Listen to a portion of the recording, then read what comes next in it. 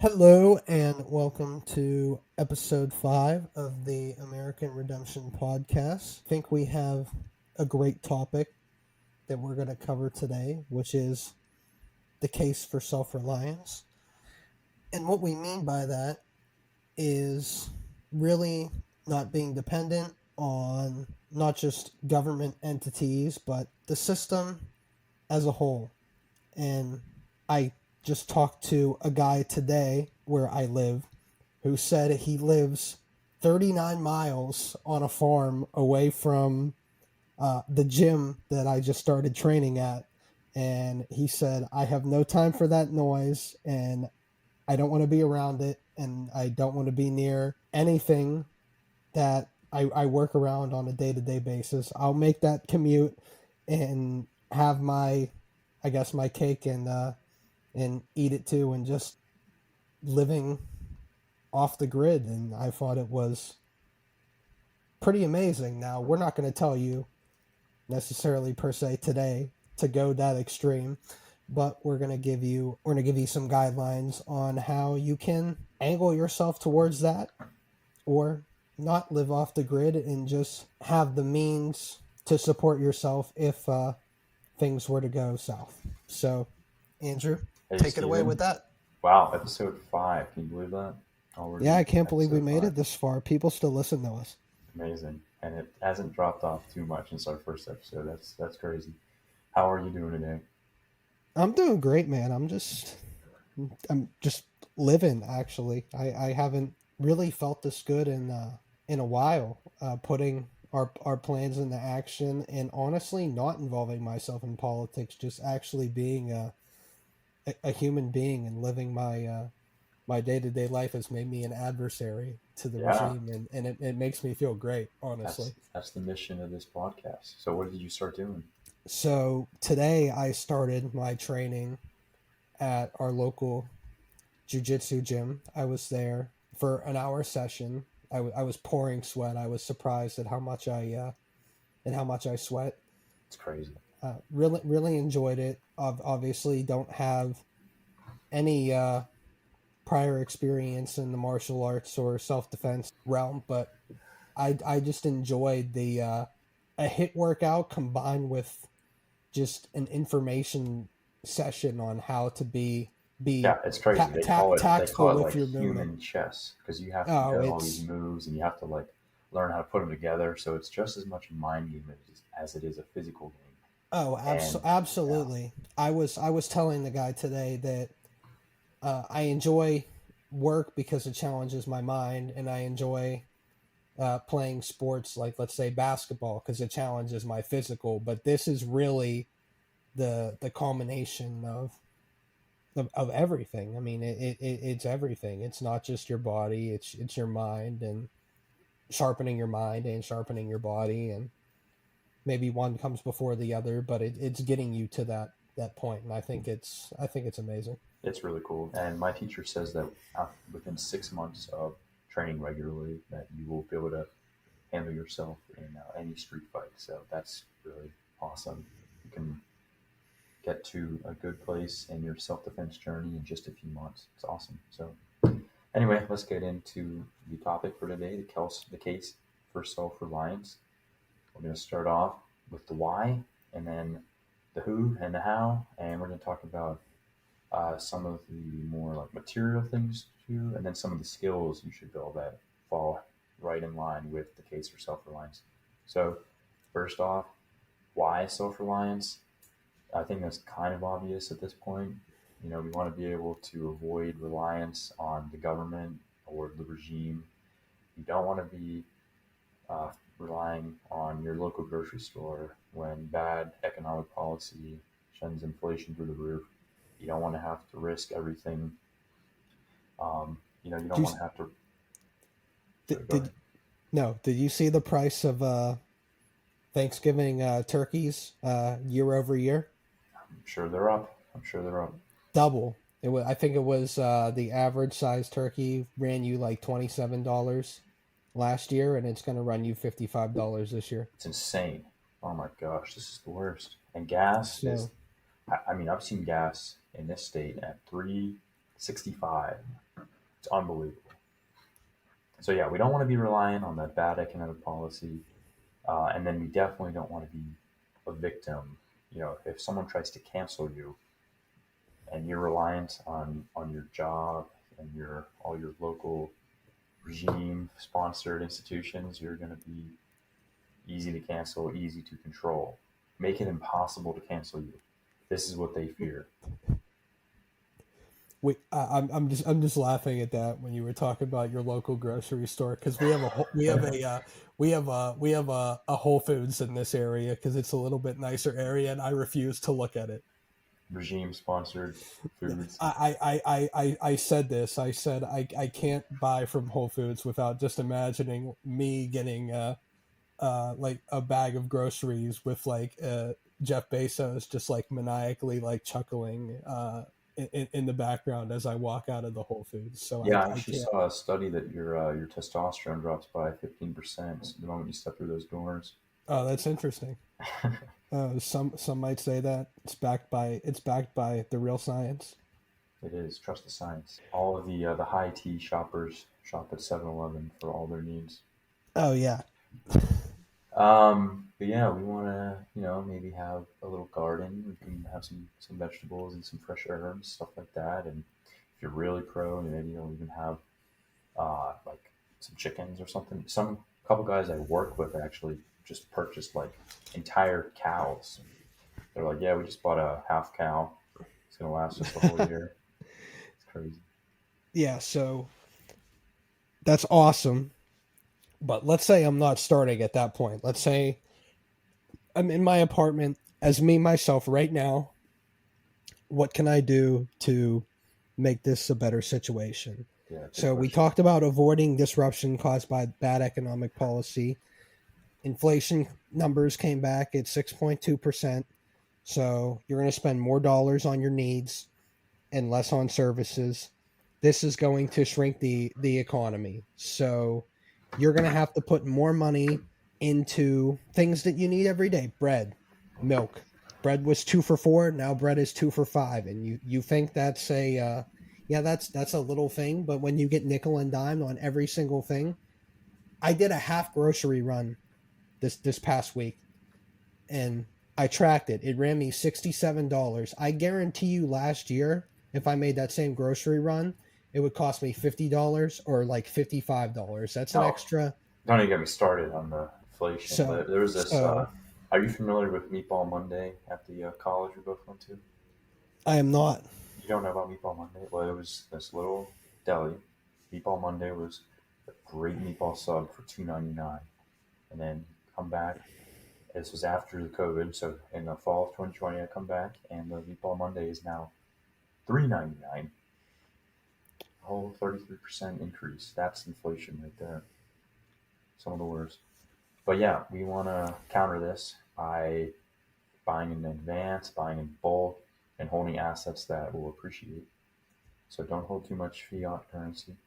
Yeah, I would just follow up on that by saying, yeah, you do want to have some cash reserve. You don't want to have absolutely no cash, because cash Right. is still the method of payment in our society. I mean, there still is faith in the U.S. dollar at this point, and it's how you do transactions on your day to day basis. But anything that I'm holding, I would say long term is definitely in value stock, uh, crypto, Yeah. gold, silver. I mean, anything that is a holder of value. Yeah. That's So what we're calling level one of our self-reliance hierarchy. Level one, have some cash savings. I think 6 months of expenses is probably the minimum. You could go to a year, but I wouldn't go higher than that. And this is, it's very attainable in my opinion, but a lot of Americans don't even have this. So just by having this level one achieved, you're off to a good start. So have those living expenses in cash. Don't touch it. It's a good start. The problem here is it's not inflation resistant. So every expense, every dollar you've saved right now is worth less. And if there's no supply, well, then it's no good either. Like during COVID, when everyone bought all the toilet paper up, no matter how much emergency money you had, you couldn't buy any toilet paper. So we got to be resistant to supply shortages as well, which is level two, the big shopper. You want to have some non-perishable food reserves. You don't necessarily need, you want to be able to have enough food so that you don't necessarily need to shop every single week. That's just a way to benchmark it. You don't want to use this supply. So the way to do that is to buy like beans and rice and meat. Just buy a little bit extra every time you go shopping, and don't use the reserves. So Stephen, you were pretty good at this. You had a little bit of a store of food, and you lived in an apartment, so you're like a good example of how anybody can do this. What was your strategy? Yeah, when we went to the grocery store, I would say there was maybe one additional shopping spree that we made at Sam's Club to buy a lot of things in bulk and initially that maybe ran us, let's say, 150 to $200 each. Now, not everyone has that kind of money lying around to just blow on a random shopping spree, but after that, I would say every single week that we bought groceries, it was a priority to maybe add a couple cans of soup if they were on sale, or finding beans where they're on sale. Like, you Mm-hmm. can pick up your local grocery ad and see what's on sale. Like, oh, baked beans are 10 for 10. Well, then, okay, I can get uh maybe I don't need to buy all 10, but I could get 5 cans of beans for $5, and I'll add that $5 onto my grocery bill. You're not really gonna necessarily see that. You can make up the $5 somewhere during the week by cutting back on going out maybe one less time during the week or something like that. So it's kind of just reading the room and knowing your local store that you shop at, and uh, picking things up that will still probably be there the next time you shop, but just grabbing a couple extra things to yeah, sure up your supply. So yeah, one week it could be soup, one week it could be beans. uh, I know people who don't have freezer space have it a little harder to store meat, and I mean those last a couple of months, Well, there's actually frozen. ways to store meat long term. You could smoke it or cure it, dehydrate it, brine it, can it, or have some sort of natural refrigeration. There's a lot of different ways to store meat. So I do think it is good to have some meat stocked up as well. But yeah, this is really just a matter of prudence. I think it's very wise to have a little bit of a supply. Just you don't want to be the guy who has to rush to the store when there's a snowstorm coming in or a pandemic gets announced. You just want to avoid that rush. Just really, I see no reason not to reach this level. Level two, pretty basic, very attainable. Okay, uh, so that's level two. Anything else to add there? No, I think you hit the nail on the head. You don't want to be the guy who rushes out last minute to buy toilet paper, or doesn't uh, know where to even start when the plan is simple. You can just add a little bit onto your bill each week, and I mean, at 4 weeks, at 6 weeks, at 8 weeks, I mean, you've accumulated uh, a good bit of reserve. You've got your beans, you've bought your soups, you've bought your rice, your meat. You've taken care of that uh, after a couple cycles of going to the store. So it doesn't even take just one big rush of a shopping spree. It's a very gradual thing, and yeah, it is prudence, and it is just having the discipline to stick to a plan. Yeah, oops, yeah, absolutely. I think that's really the way to go here. Definitely working on this level right now. All right, and let's move on to level three, which we're calling the novice prepper. The novice prepper will have food reserves for a couple of months. This is dry beans, dry rice, maybe some of those freeze dried, like long term stored food kits, which I've seen some of those. I think they're reasonable price, not too bad. They're good to have. Then you probably want to have some survival supplies too, for sure, like a water filtration system, just something so that you can go down to the creek and drink safe water. There's like filters. There's these little like iodine pills. Those are going to be hugely important. Fire starters like a ferro rod, and you can make some fire starters too. My favorite, which I just found out recently, they're awesome. It's a you just take a cotton ball and soak it in like Vaseline, and it lights so easily with the striker and burns for a really long time. So you can easily start a fire with one of those. Got to have some knives, paracord, med kit, all this stuff. This is a really good place to be, and really this is also just prudence. I don't see any reason not to have these items on hand. We live in a very fragile system, and it just makes sense to have these kind of things. I And will if you be can't, then even better. You already got that stuff. I will be perfectly honest. I have just started on step 3. Step 3 is my next attainable goal that I need to work towards. Well, that's not too bad. At least you're working on it. Let me know if you need any suggestions on some of this gear. I think I've got most of it, all of it. And honestly, that's just because I hike and backpack and stuff, and camp. So Yeah, I know all that stuff's good. you had a good start. I saw all your supplies that you hiked with. So Yeah, yeah. This is a good level. And our last level, Apocalypse Now, is for the guy who can survive anything. This is like, has a year or more, maybe multiple years of non perishables. But more importantly, you're going to have the skills to know how to fish and hunt and trap, because the difference here is sustainability. Levels 1, 2, and 3 are all temporary. Level 4 is when you have the skills to sustain this long term, which is what we all should strive for. oh These are really yeah, good skills to build. I would say level 4 is you're a survival expert. Whether you have the supplies or don't have the supplies, you have the skills and the wherewithal and the knowledge that you could survive almost any situation. Yeah. So this is something I think I got to work on for sure is the skill building. We've compiled a list of some of the most important skills. We think first aid is definitely on that list. I need to work on this for sure. I had a first aid class years ago, but really couldn't tell you anything from it. Probably would be worth getting one of those certifications again, or maybe like a wilderness survival one.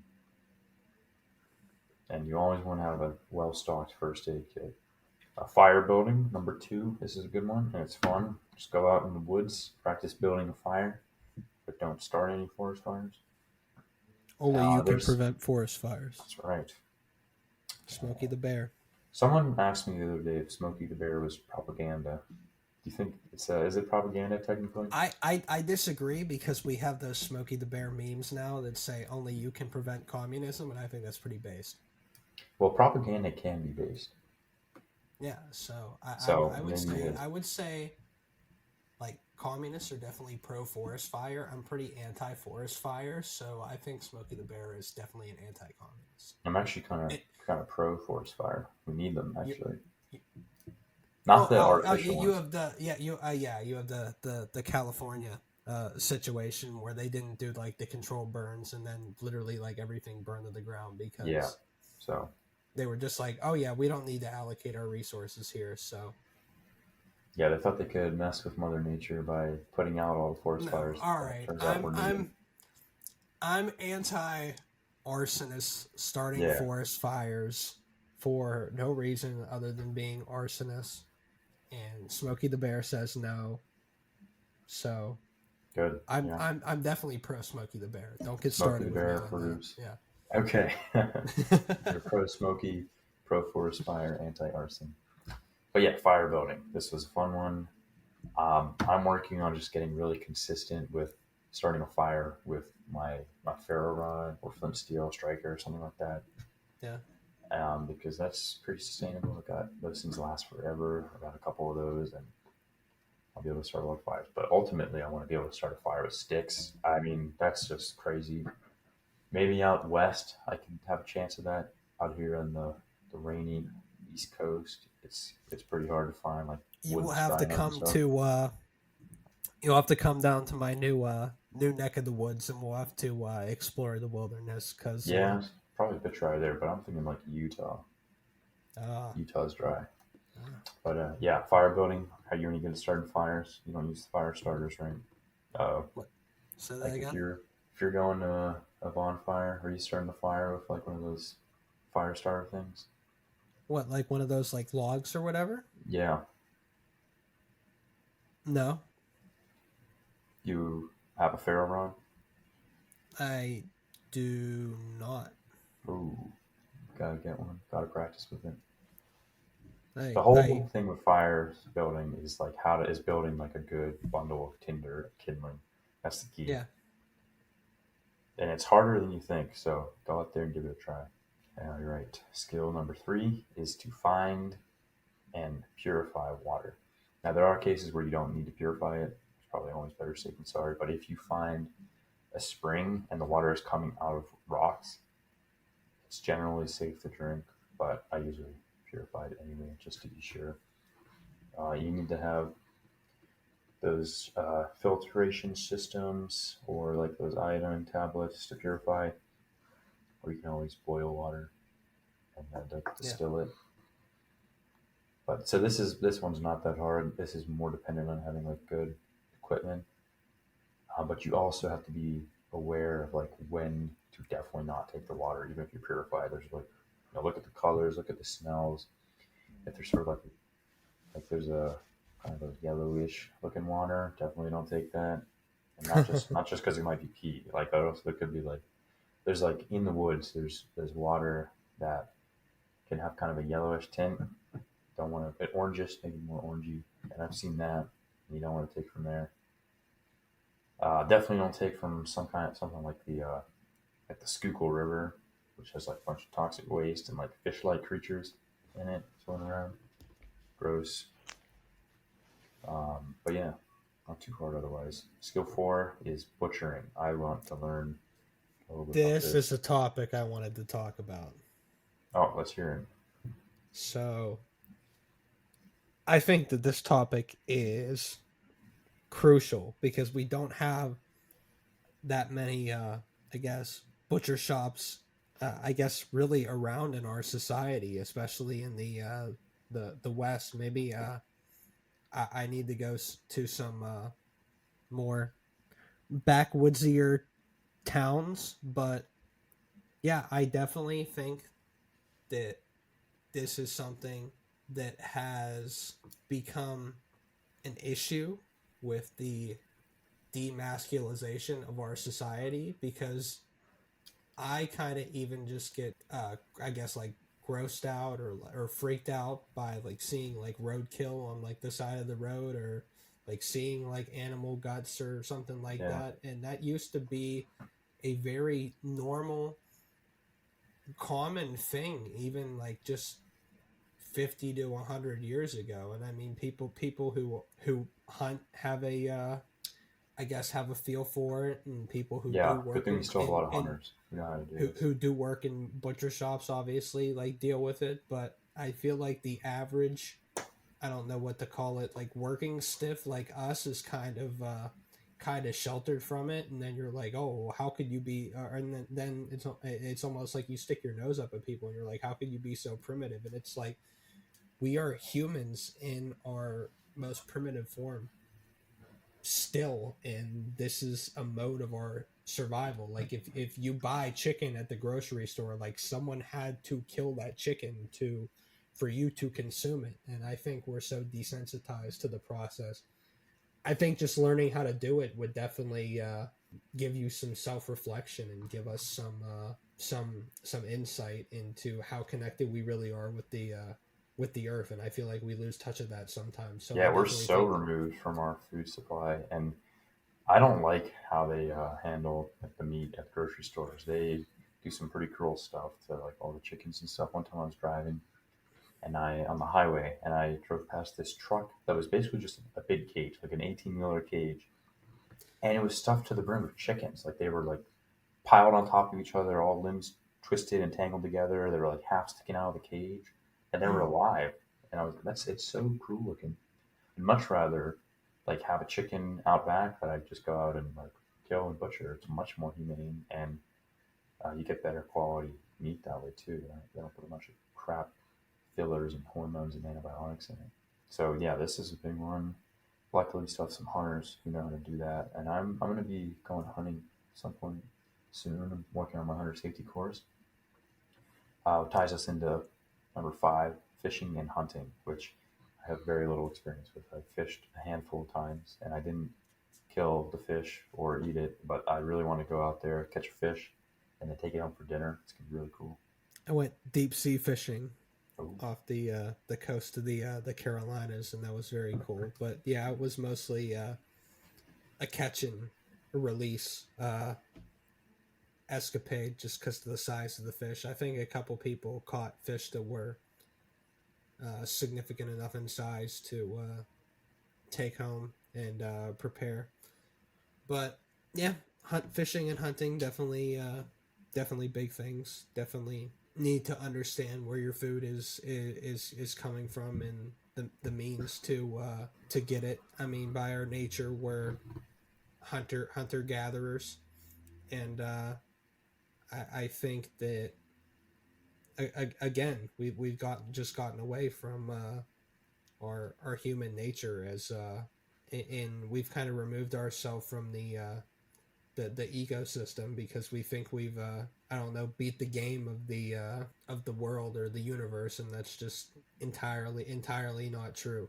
yeah, and I won't be surprised if Mother Nature decides to take vengeance on all the smug humans who think they don't need to know how to do anything in nature. The city dwellers. I don't know. Yeah, Just seems like just I one of do think unfortunately I do think rough times are ahead for people who don't know how to fend for themselves. They're going to be waiting with a handout for with their handout, and they're going to be really disappointed with what's given them. yeah. No, could things could get rough. Maybe maybe everything will be fine, but maybe it won't. And even things are fine. So these are all good skills to have. Number six is making clothing. So sewing is like the base element of this, but then work your way up to building like making actual clothing items. I know absolutely nothing about this, but it does seem like a really good skill. I'd like to see you learn how to sew. uh, it wouldn't be pretty looking, that's for sure. I don't I don't know if I know anyone who still has a sewing machine. Maybe my my grandma, but I think yeah, my mom's got one. My mom can sew. My sister can maybe do a little bit. She needs to. So if she's listening, you know, get to it. This is for you. I like the nice little shout out. Yeah. All right. Seven. Oh, this is kind of a cool one. Plant identification. Most people can't really like name any kind of trees or plants in the woods, but it's really useful to be able to do this. You can get food. You can get some herbs. You can get medicine, and then you also want to be able to avoid poison. So useful. Like I was when I was in North Carolina this summer. Um, Someone got into some poison ivy when we were on our camping trip, and one of the guys on the trip, he knows how to identify some plants. He's a woodsman, and he found this plant that you can just like kind of tear apart and get like the I don't even know what you call it, like the juices out of the leaf, and rub it on the spot that was affected, and the poison ivy effects are reduced like immediately. He had no rash from it. So pretty cool stuff. You want to go find mushrooms that you can eat, berries. Like it's really cool if someone is with you in the woods and they're like, "Oh, yeah, we can eat those berries. Or we can eat that mushroom. It's cool." Yeah, yeah, yeah. If you can't fish or can't hunt or can't find any water to a source of water. I mean that could literally be the difference between life and death. Yeah, for 100%. That's totally true. So yeah, I've got to look into this. Maybe get a book that has common plants, and pictures in them. So yeah, this is a good one. And our final skill, which is really important for so many different things, is rope work and knot tying. I know a couple knots, but I'm not super comfortable with enough of them. But I think if you can learn like 3 or 4 good knots, you can do a lot. You can, because you need them for fishing, you need them for building shelter. You can build all kinds of like contraptions. If you have good rope and good knots, invaluable. Very good skill. You can build like you don't even need a tent if you're good with knots. When you have a tarp, you can have shelter for the night. I'd give my rope work and knot tying maybe like a 6 out of 10. I'm That's pretty good. I'm I mean, that's decent. decent. That's okay. 6 out of 10. That's I not pretty good. It's okay. I am right about okay, but I definitely Yeah. need to work on that because that's Yeah. something you could just work on in your spare time. That's not something that like plant identification where you got to get some books and become a biology major or a botanist or anything Yeah, this uh, one's easy. You just get a little like bit that. of a paracord and a YouTube video, and you'll be good to go in no time. So That's I'm definitely something going to work on this one. that's easy. I would say number two, fire building is not hard, not overly difficult after you get the tools. Hmm. First aid, I would say that's just getting the proper supply again. Uh, three, yeah, I would say 4 through 6 are probably going to take you a little bit more time to Yeah, so that was make. butchering, fishing, hunting, and making clothes. Those will take some Yeah, time. I would say those would take you a little bit more time to master, but just getting equated, uh, acquainted with them is invaluable, and just becoming familiar with some of the processes that go into those Yeah, would make your life better. yeah. So let's all pick one of these. Everyone who's listening to pick a skill to develop, and then work on fortifying your prepper level or moving up into the next one. So I'm going to be Oh, definitely say that picking up some again. more Say rice that. and No, beans. say that again. Say that again. Which what? Say what? No, say that again. Why? That was so good. That was unbelievably amazing. You said What? fortifying your prepper level. Okay. That was that Fortifying your was prepper level. that was amazing. That All was right, I'll say you it didn't again. even say it one All more right. time. Okay, so let's wrap it up here by everyone picking one of these skills to develop, and then fortify your prepper level, or maybe Ah, move up. that's amazing. It just really gets my juices flowing when you say Fortify. fortify. Steven, how are you going to fortify your prepper level? I am going to fortify my prepper level by evaluating where I need to make improvements in the skill building category, and that's really where I need to work on is filtration system, fire starter, uh, med kit. I mean, those are the next steps, and probably a ready bag. I would Oh, say dude, one more very important one we that forgot. that's something that we kind of skimmed over, but all of To go those things bag. should be in Yeah. your ready bag where Yeah. if you have to leave somewhere and just go, it has some food that'll last you a couple days. It'll have all of these things. Can you name something else? Maybe maybe Some warm clothing. warm clothes, but Yeah, actually, there's something else we missed too. We need a little addendum here because the to-go bag, really good idea. Also, ammo. How did we miss ammo? That's key. So I'm gonna buy some more ammo for sure. I'm gonna work on my rope work and fishing. That's gonna be a longer term skill, but I'm gonna work on that. that's true. I think rope work is a good place to start. I'd like to work on my fire building. Maybe we Good. can get together and you can show me some technique. Absolutely. For Uh, sure. and then yeah, it's just working on getting those long term skills Yeah. ironed out. But yeah, there's really no reason not to be working on this, and there's every reason to. Things are shaky right now, and it's wise to be prepared. That's really all there is to it. Things are looking kind of rough for the future of the West, turbulent times, and you don't want to be caught unprepared. You just don't. It won't be nice. So work on that. And thanks for tuning in, everyone, and we will see you next time.